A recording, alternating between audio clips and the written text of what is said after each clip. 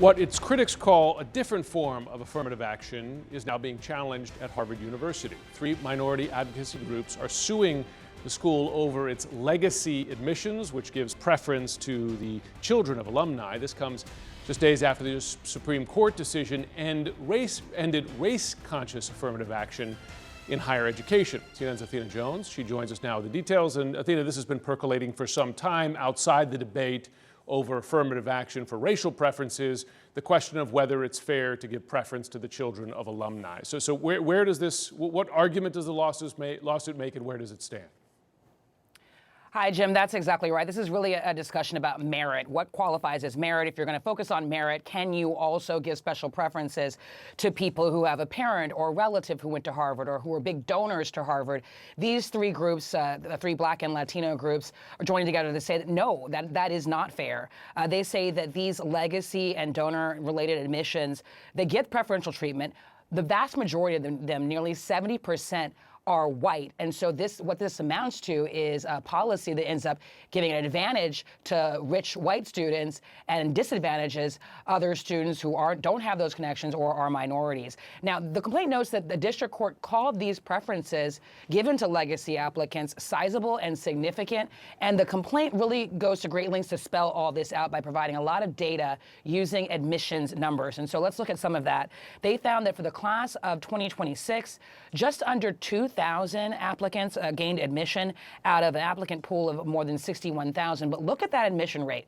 3.24% is minuscule. But it's very, very different if you are related to someone who has donated to Harvard or if you have a parent or relative who went. For donors, those applicants were 7 times more likely to be admitted with an admissions rate of 42%.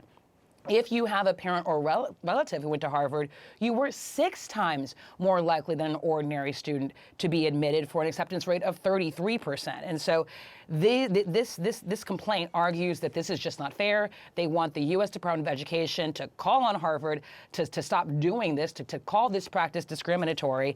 And of course, the timing of this matters so much because it's less than a week since the Supreme Court severely limited the use of race in college admissions. And so these groups are arguing that if the court is going to do that about race, it is now even more imperative to eliminate any policies that disadvantage minority students while advantaging white students. Jim. Well, one interesting thing about these cases, if you go back to the Harvard case, the data that the lawsuit found was a whole host of benefits that came in the process, including for athletes. Right, folks who play sports, they got a big boost over the general population. But there were specific ways that this complaint lays out about how legacy applicants benefited during the admissions process. Can you lay out a couple of them?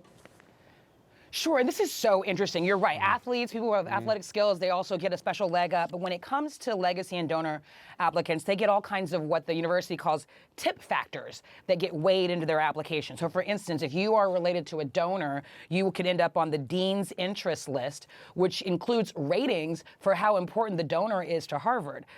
If you are one of these donor-related or legacy applicants, you have your application closely monitored throughout the entire process. They say it's annotated, so notes or symbols are added to make sure that admissions officers pay it special attention.